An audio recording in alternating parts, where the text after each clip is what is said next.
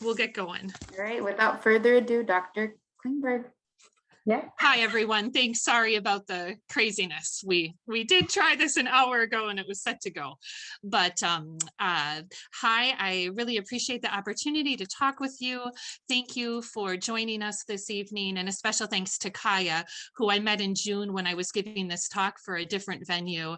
And I'm really excited about the work that the U of M and Masonic Care Center is doing surrounding survivorship and trying to support us as we, along with our co-survivors and caregivers, are trying to lean into wellness and be the healthiest versions and most joyful versions of ourselves, cancer or no cancer.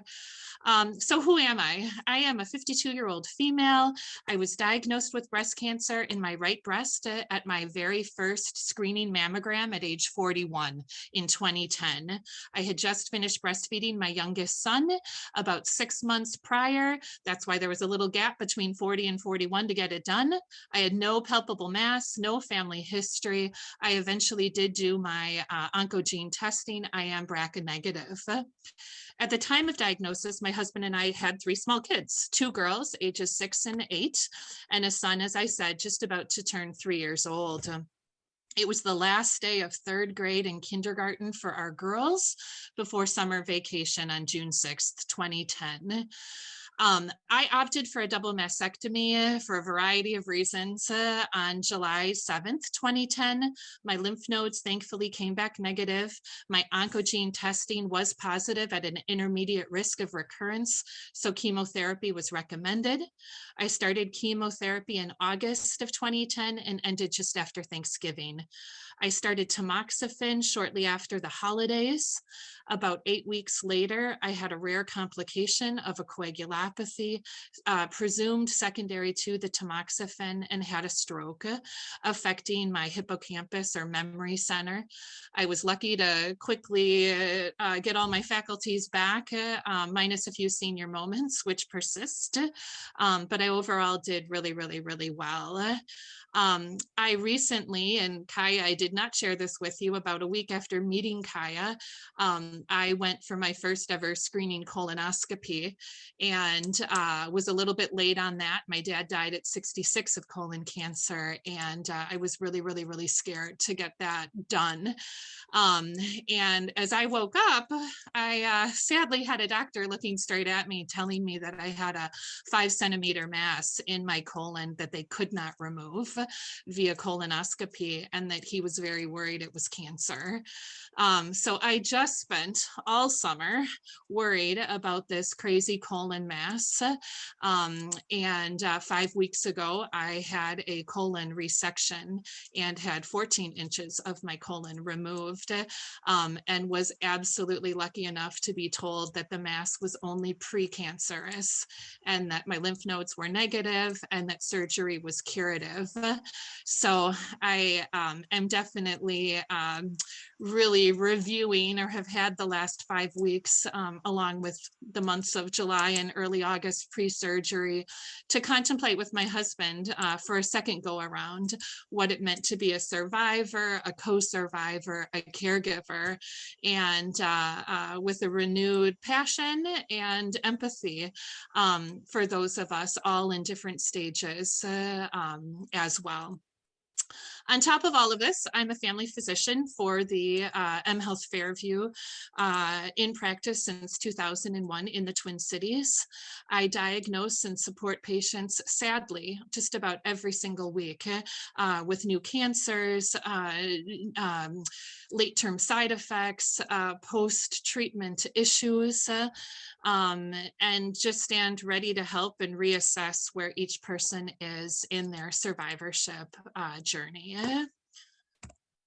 What does it mean to survive? I think going through this current pandemic that we're in, we all now have a different sense of survivorship.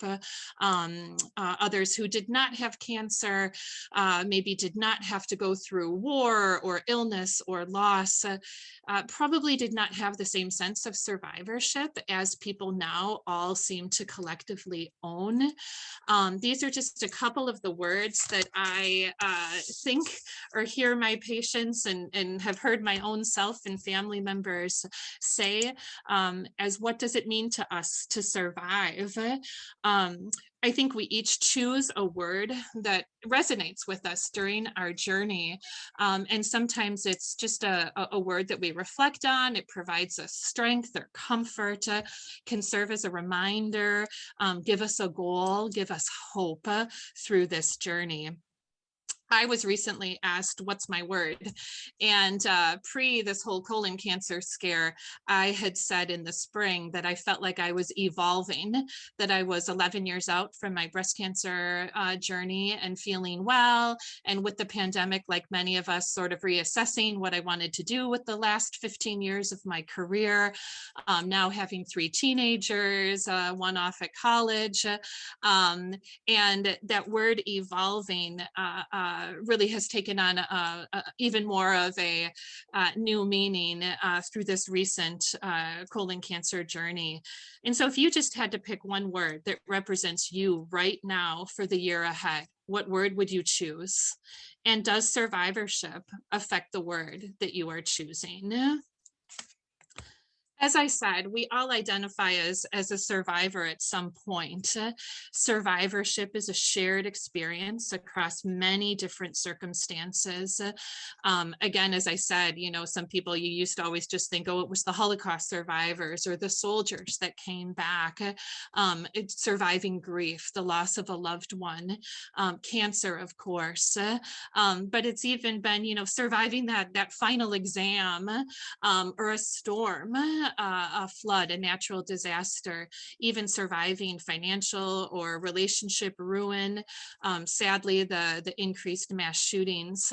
And as I said, the COVID-19 pandemic speaks now to everybody.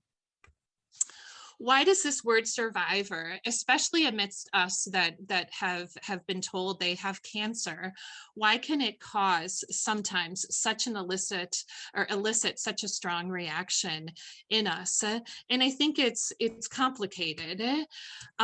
What does it mean to be a cancer survivor? If you Google it or look it up on Wikipedia, the favorite definitions I found were a person regarded as resilient or courageous, someone able to overcome hardship, misfortune, disaster. The reason it's such a mixed bag is it also says a survivor isn't someone who has died. And to me, I don't agree with that. I think we are absolutely survivors from the moment we are told that we have a diagnosis and we are having to face a treatment plan and an action plan and a survivorship plan. And it's really the definition of running into life versus running into death or running away from death. It's surviving to create a quality of life for whatever time period we have been given. I listened to a recent podcast on becoming, and they said you never totally become, or has she became, just like evolving. I don't think I ever stop evolving. I'm not going to say, oh, yep, I've evolved, I've reached the end. And we all die. So a cancer survivor is someone who goes through the battle of cancer. Some get lucky and survive a longer period of time than others, but they're all cancer survivors in that.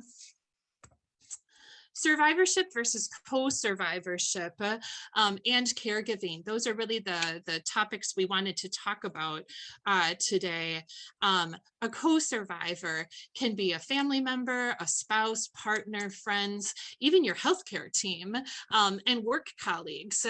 And these people are those who are considered, who help you at some point, maybe by passing you in the hallway and saying hello, to giving a meal. They enter our lives in different ways for different periods of time. And these are the co-survivors. A caregiver, I think of as someone more intensely. It's someone who tends to our more intimate needs. who maybe help with the our short or long-term limitations that we're experiencing because of illness, injury, disability, late effects, current effects of treatment. And they really help to identify tasks or functions that we can't do for ourselves. And I'll show on the next slide what I mean by that. But I think caregiving is such an important piece. And there was this great quote I found by Rosalind Carter saying there's 4 kinds of people: those who have been caregivers, those who currently are, those who will be, and those who will need a caregiver. And just last week, there was a very pertinent article in the Time magazine by Melinda French Gates. And again, we've heard this, we know this, we're living this right now in real time. Our economy is powered by caregivers. The workforce, when through the pandemic, we saw many professional women having to leave the workforce in huge numbers to attend to the needs of their kids that were all of a sudden homeschooling or school via virtual learning, that needed guidance in those younger years of education. And what a disaster that was, because we don't have national paid leave like every other first or many of the other first world countries. And it's a great article if you think about wanting to read that. But down in those circles, you can be a survivor, a co-survivor, and a caregiver all at the same time. You might be one or the other. And just to highlight that, this is my family back in September 2010. I had just lost all my hair, had it finally shaved after my first round of chemo.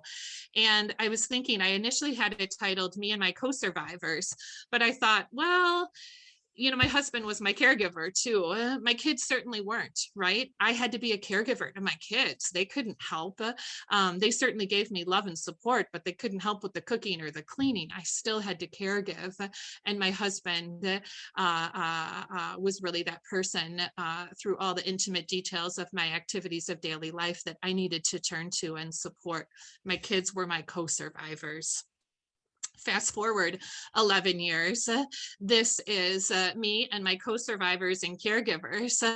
2 of my 3 kids drive, so they drove and did our grocery shopping the last 6 weeks. My middle kid here is an excellent cook, and so she did a lot of the meals because my oldest is off in college in Pennsylvania, and my youngest, my son, got to be in charge of all the dog walking, which was something I loved to do, but really couldn't move the first 3 weeks after major abdominal surgery.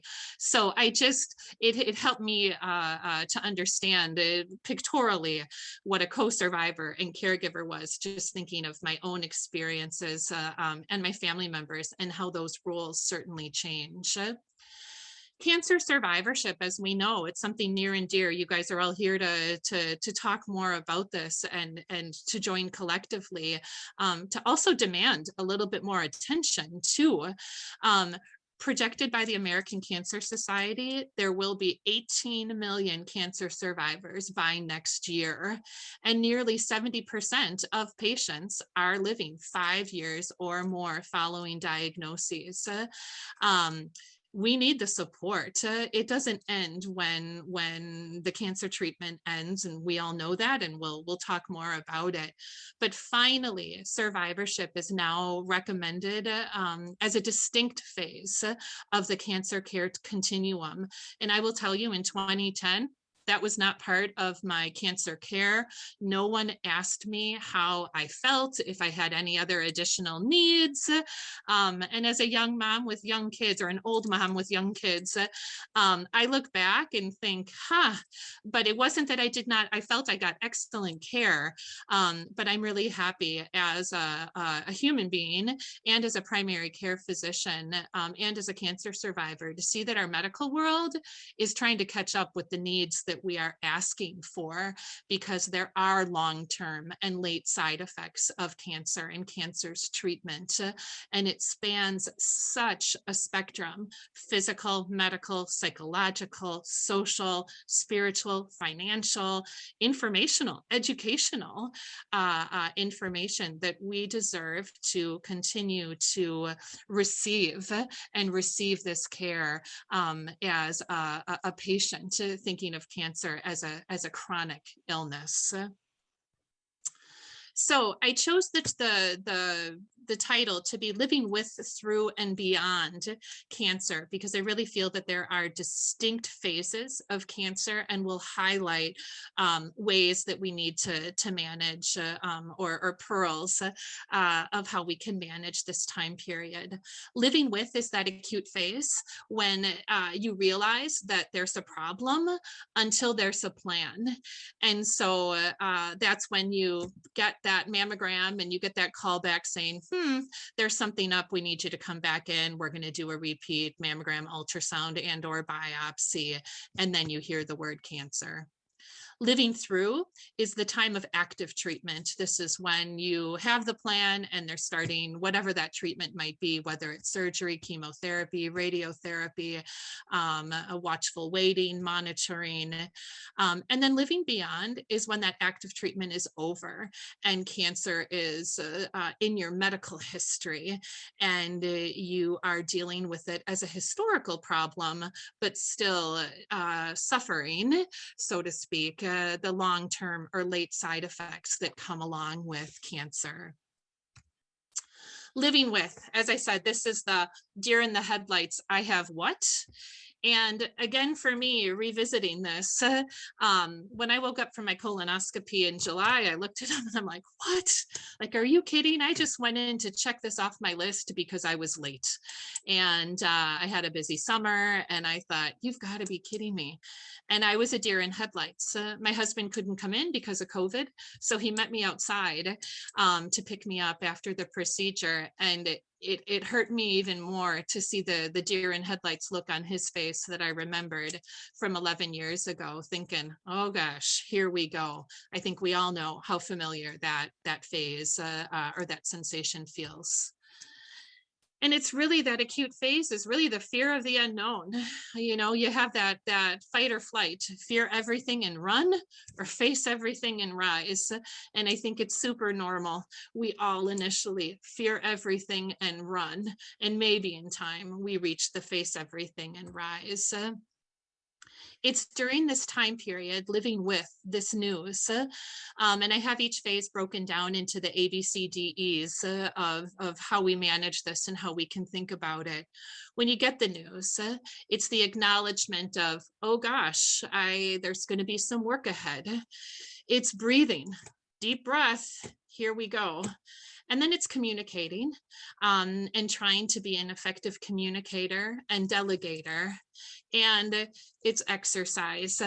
When I gave my talk last, a bunch of people in the audience were awesome Dragon Divas who are rowers of the Dragon Diva boats for breast cancer survivors. And they said, you got to keep exercising, get that on your slide. So E for each of these stages, you got to keep moving just for your mental health.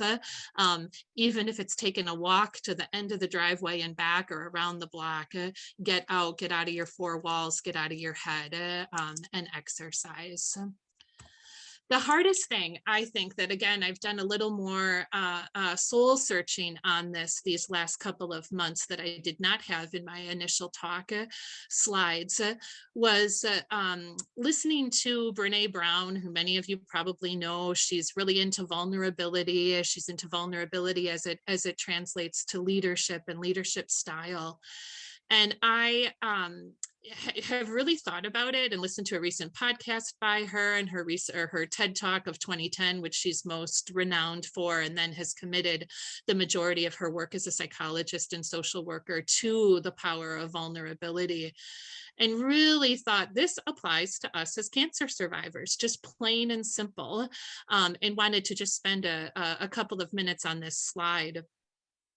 Depending on our where we come from, what our family of origin is like, it's easier for some of us to be vulnerable than others. I come from a German Irish Catholic family where you just powered through, and you didn't share your secrets, you didn't hang your dirty laundry, and whatever was going on at home, you bucked up and you went to school and you did your best, and you didn't talk about, anything.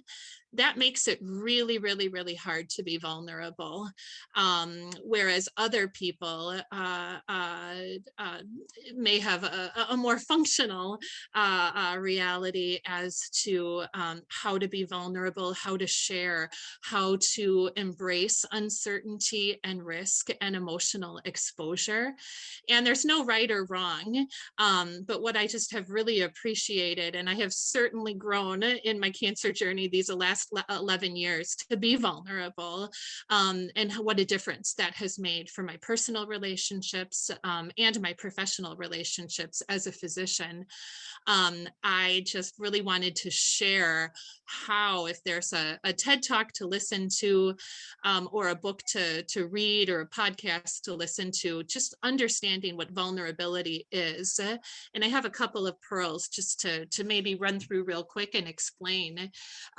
When we're at this time of oh, I don't want my business being known, I remember for me the hardest part was, well, we'll just keep doing it. We were at a new school, and I thought, okay, I don't really need to share my business. But then I went bald, and I couldn't wear my son didn't like the wig. He saw it on the headstand. I don't know if he thought it was a squirrel or what it was. I had dark, thick brown hair at the time. And so I went bald and wore a baseball cap. That was just my look that worked. And it really wasn't until I was at that phase when I looked like a cancer patient that I really realized I can't hide this. I want to hide this, but like, here I am in the community seeing patients, and I've got this baseball cap on my head with a bald head. And I really realized that wasn't serving anyone, and allowed myself, or began my personal growth leaning into this how to be vulnerable, how to be okay with the uncertainty, and feel that risk. I had to learn how to grieve the loss of normal and find footing in my new normal, which we'll continue to talk about. I really liked the idea that if you shut down communication and don't learn to ask for what you need, resentment happens. And that's an important piece for us as the survivor to understand how that affects our relationships with our co-survivors and our caregivers, and how in the end, if we can be real and acknowledge how we're doing, how we're feeling, and it's not to overshare with everyone you meet on the street, but if you have that small safe group of people that you can be vulnerable with and explain when they ask, how are you doing? It opens you up to an opportunity to grow, to be courageous, empathetic, accountable, and authentic. And that really does change relationships. And it also promotes just more hope and positivism through a really, really, really difficult time period. At the same time, or this sort of piggybacks onto Brene Brown's work with vulnerability, Dr. Kubler-Ross is another very well-known psychologist who did a lot of work surrounding grief way back in the 1960s, 1970s. And she came up with these 5 stages of grief, and they're not linear. So initially you get a cancer diagnosis, and you might be in denial. I was in denial for both my diagnoses. And then you can feel anger. You might bargain and say, oh, come on, if this can be, I can't deal with this, or maybe if I get this, then I won't do this. You might be depressed, and then eventually you might hit acceptance, or you may never hit acceptance. Again, this is a time where you bounce all over the place, but it's really important, and it's important for our caregivers and our co-survivors, and especially our care team, healthcare team, to understand we are dealing with grief and a loss of our normal, and how we are going to lean in and be vulnerable, and accept this new normal moving forward. And then again, because of this crazy amount of time I've been lucky to have off and have good conversations with my close circle of dear friends, one of my close friends and a fellow physician talked to me about ambiguous loss. And this was a term coined by one of our very own at the University of Minnesota, Dr. Pauline Boss, a psychologist and professor emeritus, who coined this word in the last 10, 15 years, maybe a little bit. No, I'm sorry. I think it was in the late 1990s. And she has a book called Ambiguous Loss. It's on my list, but I have not yet been able to read it. And I really think at the end of the day, we as cancer survivors, this is what we are grieving. And this is something, again, that I hope there is a lot of work that comes out of these conversations moving forward. So our psychologist experts can help, and our grief experts and our social workers and chaplains can really help identify what this is in us and help us try to move past it. An ambiguous loss is an unclear loss, the most stressful loss there is, with no possibility of closure. And an example is somebody who's gone missing. There's no body, or a loved one with Alzheimer's who can be physically present, but not psychologically. Addiction, mental illness, how that changes brain function, and the person you knew is no longer who you thought you knew, but they're physically present. Again, somebody with a brain injury, somebody with autism, and cancer. I think when we as breast cancer survivors, for some of us, when we lose our breasts or we lose our hair, it's a loss that you can't describe. The loss of femininity, the loss of our sexuality with some of these pieces. And it was just something that really sparked just a new awareness, and something that I continue to read about and try to gain some understanding as to how we can move forward as cancer survivors. This was a slide that I thought just explained it, and then I'll hop off the topic. But the 4 tasks of regular grieving, uncomplicated grief, where you lose a loved one, and that's the grief I'm talking about. The work is to accept the reality of the loss, to work through the pain of that loss, to adjust to a world without that deceased loved one, and then to find an enduring connection while you embark on your new life.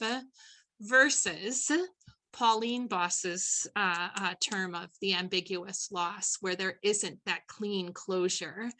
And she creates these steps. And this, again, is something that I really hope there's a lot more conversation around for cancer survivors, that we somehow are forced to find meaning. Why did I get chosen with the cancer diagnosis? I don't have it in my family. I live a healthy life. Why me? Then learning how to accept the uncertainty. We have to live with the fact that this may come back, and what if it does? And nobody can give us a clean bill of health. We have to reconstruct our identity around who we are, our changes in our physical and mental appearances. We have to learn with an ambivalence. We have to learn to live, with an ambivalence, as our new norm. And so we're in this limbo for the rest of our life, or it can feel like that.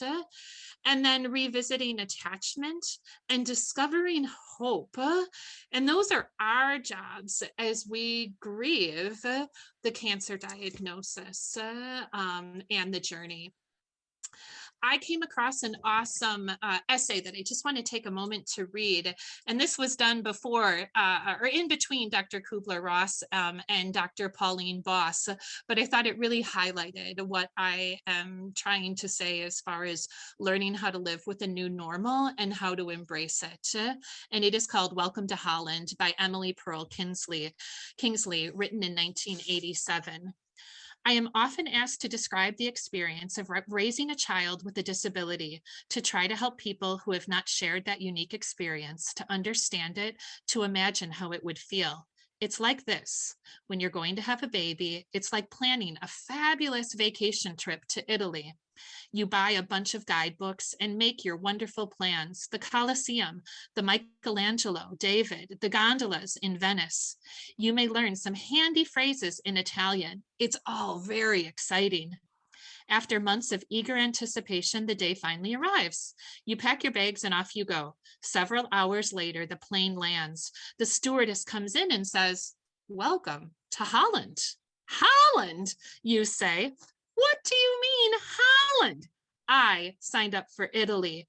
I'm supposed to be in Italy. All my life, I've dreamed of going to Italy." But there's been a change in the flight plan. They've landed in Holland, and there you must stay. The important thing is, they haven't taken you to a horrible, disgusting, filthy place full of pestilence, famine, and disease. It's just a different place. So you must go out and buy new guidebooks, and you must learn a whole new language, and you will meet a whole new group of people you would have never met. It's just a different place. It's slower paced than Italy, less flashy than Italy. But after you've been there for a while and you catch your breath, you look around and you begin to notice that Holland has windmills and Holland has tulips. Holland even has Rembrandts. But everyone you know is busy coming and going from Italy, and they're all bragging about what a wonderful time they had there. And for the rest of your life, you will say, "Yes, that's where I was supposed to go. That's what I had planned." And the pain of that will never, ever, ever, ever go away, because the loss of that dream is a very, very significant loss. But if you spend your life mourning the fact that you didn't go to Italy, you may never be free to enjoy the very special, the very lovely things about Holland. And obviously, the cancer journey is such. Living through the next stage. This is the action time period. This is where you see the doctors and your healthcare team so many times you feel like it's appointment after appointment and your calendar book is bursting and you're ready to be done, but it's still not, you can't be done fast enough. During this time, it's the action time, the battle time, the time where there's a lot of change that happens physically, emotionally, mentally, spiritually. It's the time where you're determined. And it's that survivor mode of enduring, battling through, persevering, fighting. And again, exercise from my dragon diva friends. Living through. This is the time where, you know, it's in front of you. Things are definitely changing. We have all gone through this, feeling the fear, the anxiety, the uncertainty. I know for me, the harder piece was me losing my hair. I always had thick, beautiful, dark hair. And that was the one thing everyone always commented on. "Oh, you have such thick hair." And all of a sudden I didn't. And for me, that was a real loss. And I was tired. And I had 3 little kids that couldn't caregive for me. And I had to keep plodding on. There were changes in relationships through this time period. For me in 2010, this was pre-texting, and all of my closest group of friends were out of town, and they didn't understand why I wouldn't always pick up the phone or call them back like I normally would, and that was tough. And it took a lot of conversation well after the time period of treatment to understand and to get our friendships back on track. It's the time where we need to prioritize ourselves. It's the time where if you can to talk to someone. It might be your spouse, it might be your best friend, it might be a therapist, it might be a chaplain, it might be all of the above. But it's the time period where we deserve and need to take it slow. Now, did I do any of this? No, it really wasn't until I was in the hospital with the stroke. I was hospitalized for a week so they could watch my scans and make sure that it wasn't worsening. And it dawned on me that I maybe didn't do this right, and needed to slow down and needed to get into a support group, and do it a little bit differently and begin to accept help. Um, as I said, for me, this is my family. And as you can tell, at one point, I was looking like a twin to my husband, and that was absolutely crazy. I scared myself one day in the bathroom because I did not do reconstruction. And I thought he was right next to me and realized, oh, this is me. And that was a grieving process, most definitely, until my hair finally came back. For my co-survivors, this time period is tough.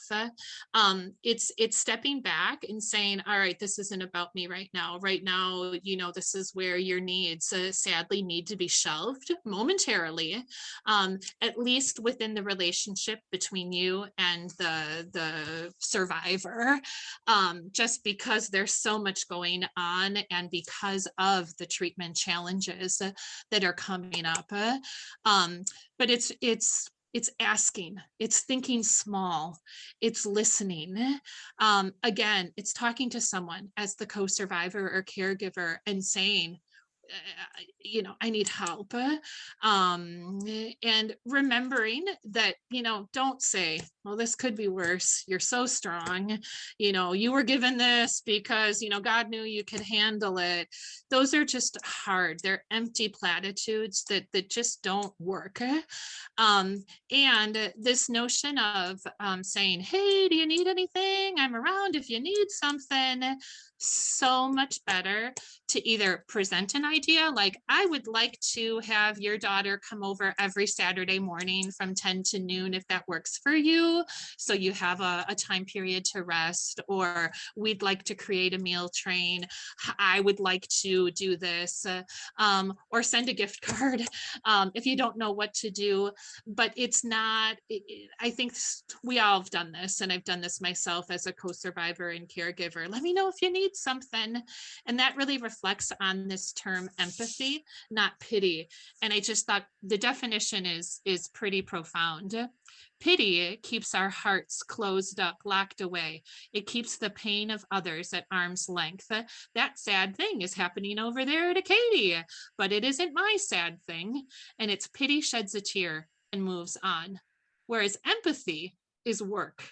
Empathy opens up our heart to the possibility that the pain of others could one day be our pain too. Empathy rolls up its sleeves and pitches in. And again, I think this is reflective of vulnerability, of conversation, um, um, and again, treating others with the empathy, and your survivor with empathy, not pity. And then the caregivers, they're going that one extra step. They're the intimate inner circle, and the co-survivors are that secondary circle. And it's largely the same. But the biggest thing is, I think, for the caregiver is to realize that they deserve to prioritize their own well-being as well. And so they can't give and shouldn't give 24/7. It's not fair. It's not right. It only creates a lot of hostility and resentment all the way around. And again, these are our folks that that deserve to be embraced and lifted up and supported. And that as a caregiver, to ask or step back. I remember I had a gentleman who was a caregiver to his wife with Alzheimer's, and she was on her 10th or 11th year. She didn't know him at all. And they were in their 80s. He lived independently. She lived in a memory care facility out in Cannon Falls, where when the snow falls and the wind blows, it's pretty treacherous during our blizzards. And he came and saw me one day, and he said, Doc, I just don't know if I can make it tomorrow with the blizzard coming in. And he told me he had been every single day for the last 10 years, and he probably never should have been driving, for the last 5. And I looked at him and I said, I am giving you permission, please. She doesn't know one day from the next. And if she doesn't know you, like, this is a safety issue. And he started to cry because he said he had never been given permission to prioritize his well-being or his safety. Living beyond, this is the few stage. Like, okay, I'm so glad it's over. I remember my last chemotherapy thing, I couldn't get out of there fast enough. My husband and I were chomping at the bit to run out of there. But then you get home and you're like, huh. And all of a sudden, you've seen your healthcare team multiple times and phone calls and appointments. And all of a sudden you're like, now they're leaving me on my own. Like, what's next? What's going to happen? And this is that time where you reach some sort of new normal or acceptance of the new normal, or at least the uncertainty of the new normal. And you find the beauty. You find that it's complicated, that it's different, and that, again, we should be exercising. Living beyond is this phase of survivorship that I am really excited about, the work that our healthcare communities and our oncology teams in particular are really paying attention to. And I think that the care is only going to improve for us in this phase of living beyond, because truthfully, of course, the treatment plan is most important. We want to be survivors. We want to live a great quality of life for as long as we possibly can. But for those of us in that 18 million cancer survivors, with 70% of us 5 years out and projected to do pretty well, we need to learn how we can be supported to appreciate our life more, be accepting of ourselves and the changes that we've gone through. We absolutely feel anxious about our health. Not a day goes by, and here I am 11 years out, that I don't think, what's that little ache? Could it possibly, I don't think about it, but it does flash by, probably a second a day. I think about it. And then now with the colon cancer thing, I'm like, oh, what's next? That sense of doom, not knowing how to cope. I think that's a huge reality after our treatment ends. The relief, as I said, that treatment has ended. Some of us feel guilty. I hear crazy stories in my profession, and I think, why am I still living? And why did that awesome person, die at 35 with 3 little kids? That these are all real, very valid feelings. Some of us have long-term physical issues, psychological issues. As I said, depression and anxiety are very normal, very real, very common. Other folks, you think with prostate cancer, colon cancer, ovarian cancer, any of the gynecologic, can lead to sexual or fertility issues. And then, as I said, what does the future hold for us? Who knows? Relationship struggles, and I think this is very normal. We all know that. Stress and strain certainly can put a lot of stress on our most important relationships. Sometimes we're discriminated at work. I remember I was in the hospital with the stroke, and I was getting a call from my HR person, when are you coming back? And I was like, are you for real? Like, are you really calling to ask me that? It was so bizarre. And there's a million other examples. And then there's this social network sometimes that doesn't feel is enough. And we don't feel understood. And as a young cancer survivor, for me at 41, I didn't have a huge circle of friends. Thankfully, or not so thankfully, one of my very best friends, who's on the call tonight, was diagnosed about 8 weeks after I was, but in Chicago. And we went through pretty much a parallel treatment. And we're so lucky. I was so lucky to have her as a best buddy to talk through all the different things we both were going through during our treatment. And then there's this sense of urgency. I very much feel like there's a sense of urgency. What if I die tomorrow? Again, remember my background, I just, all of this is normal. And then the late effects of treatment, which are vast. Do we ever reach a point where we begin to let down our guard and not let cancer consume our happiness? I think we all try really hard and you throw these words around like resilience and grit, and then I add vulnerability and hope. We try, but it's a process. It's a journey. Humor, I think, is one of the most important things as well. And this also just came out. All these articles just happened to be out in the last 8 weeks. It was pretty amazing. And it was just a funny excerpt from The Secret of Cancer in the Atlantic in August by Caitlin Flanagan.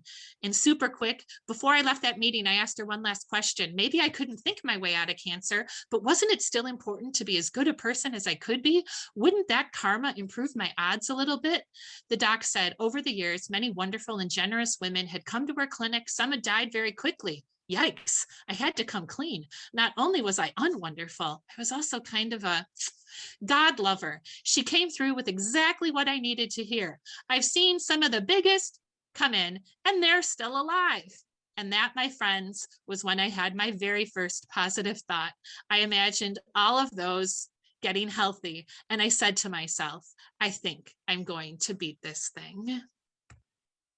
Moving forward, again, just to wrap it up, it's self-care, finding positive relationships, finding faith, trust, joy, mindfulness, whatever that might mean, giving yourself permission, treating yourself with kindness as you would treat someone else, to exist at a new normal, to celebrate the scars and the small things, to remember, even in the concentration camps, there was laughter, there was music, there was procreation, there was faith,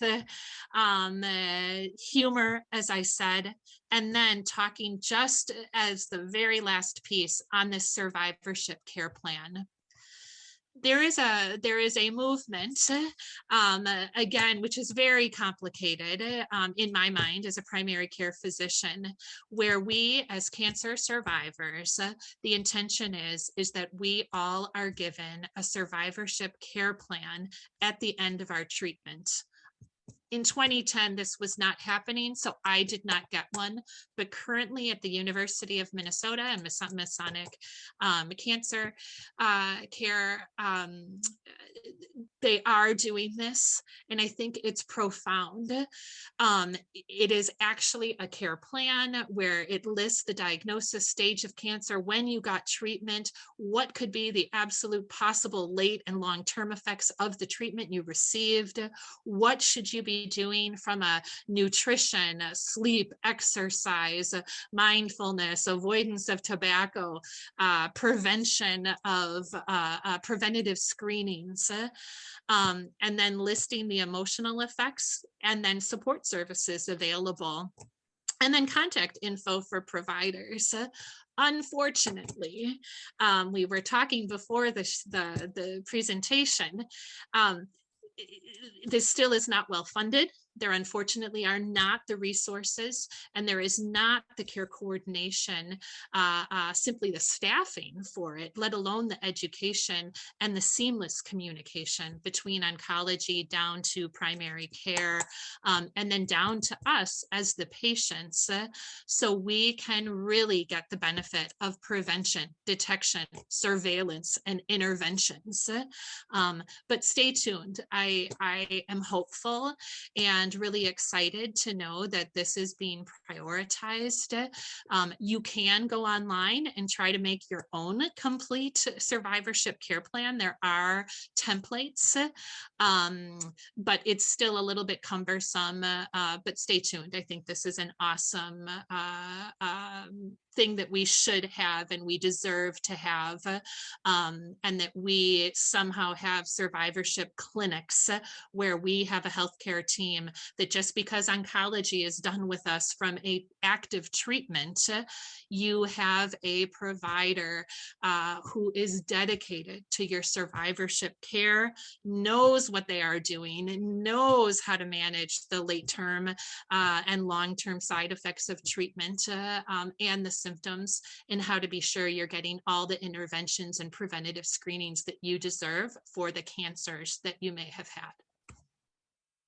In closing, you learn you love tulips that you never knew existed, and that life can be sweet even in Holland. We never made it to Italy, but ironically, before I found the Welcome to Holland essay, we did make it to Holland, and it was an awesome family trip that we all fondly recall. And as a cancer survivor, while it's been a crazy journey, I really have met and smelled many tulips I would not have smelled or met if I did not have to go through the different things I went through. I think I'm a better mom. I'm that mom who cries at the moment there's a graduation or a celebration. I'm a better spouse. I am more intentional, and I have learned how to be much more vulnerable and much more empathetic to my patients that I encounter. And I wish all of you the same. In closing, I just wanted to comment on the lotus that's pictured as my main slide picture, and just to remind us that the lotus, it's a symbol of beauty, of purity, of strength, but it's rooted in mud, in the murky waters of lakes and rivers, and slowly it buds out through the murk into this beautiful symbol of beauty and strength. And like us, we learn to lean into the sunshine, but we went through a lot of muddy waters and murk to get there. And may we all continue to lean into life and into the sunshine. Thank you.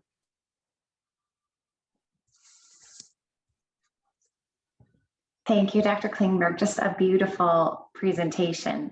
Thank you for sharing your story, your emotion, and your truths. That vulnerability slide, I think, was so helpful for all of us, regardless of where we're at in our lives. And I just really appreciate the hope that you shared around that. If you want to stop sharing your screen, there are some great chats in the chat box. And then we do have, I'm just going to look here in the chat. Just again, I'll read a couple here. Nobody could have done this better. Thanks for the inspiration, the sharing. Thank you for sharing your life story. Thankful for your wisdom. Just really great positive feedback here. Such a helpful and practical presentation. One question came in prior to the session. If you have any tips about getting through the struggle of feeling like the normal self. I think you did touch on that a little bit in the living actor treatment, but anything you specifically about that normal self and what folks can do around how to get back to feeling the way they want to be feeling? It's so hard. I think it's you never get to go back to the way you were. Somebody sent me an email last week saying that she was lamenting because of the chemotherapy. She was 20 pounds up, and it's been the hardest 20 pounds to take off in the last 5 years, and that her hair was no longer curly like it had been before chemo. And I think that that notion of ambiguous loss is really real, and the importance of recreating a new normal, recreating your identity, and learning how to celebrate those scars. And again, it's imperfect. It's a journey, but really saying, hey, it's okay. These are battle scars. Like, I'm going to be proud of this. And my kids know, as part of my long-term issue following my stroke component, was I sometimes, if I'm extremely stressed, I mix up my words. So I'll come home for dinner and I'll say, hey guys, what's for breakfast? And then I'll immediately correct myself and say, what? I mean dinner. Come on, guys. You know what I'm talking about. And it used to really annoy me because, you have 3 sassy teenagers laughing at you and your husband looking at you like, oh, here we go again. But now it's just sort of funny, and it's like, all right, well, that's who my mom is. She must have had a busy day at work. But again, I want to underscore, this is again something that we all have to work on. It doesn't happen overnight. I still grieve that my hair turned gray immediately after chemotherapy, and I have been referred to my son's grandma more times than not, especially when he was little, picking him up from daycare. As a gray-haired mom. We all are in different seasons of our journey, and so I think that's a thing that comes with time, and just to embrace that, to grieve what you're grieving, that you might miss, but also to embrace and see some of the tulips that you wouldn't have smelled. Yeah, that was so beautiful. The pictures. I went and bought my bulbs today so I can get. Awesome. There was a question here in the chat. If you've got any ideas or tips on how to find purpose again. Well, that's where I do think it's really important, and for each of us, it's going to be very different. Is really finding a group of people that you can talk to. I heard a term called collective resilience, where some people just will get together. That's what the Dragon Divas do. They get together and row boats. They don't sit and talk about their cancer journey. It's why they're there collectively, but they're doing an activity that they love, and that gives them power and strength and purpose. Other people get a lot out of the support groups, and going in and talking and really being reminded on different topics of how can you find a renewed purpose. I think it can be done in so many different ways. It can be going out in nature. It can be embracing a new art or talent or hobby. It's so different, but I think it's starting to look at the people around you and find people that you can explore that question with, or that can remind you of those things that are important to you and help you in that journey of finding your purpose or meaning in this journey we've been given. Great. Thank you so much for that. And I do want to keep, as much as I'd love to keep you on the line, we are at 7 o'clock, so I want to be respectful. Thank you all for attending, and a huge thank you to you, Dr. Klingberg, for attending.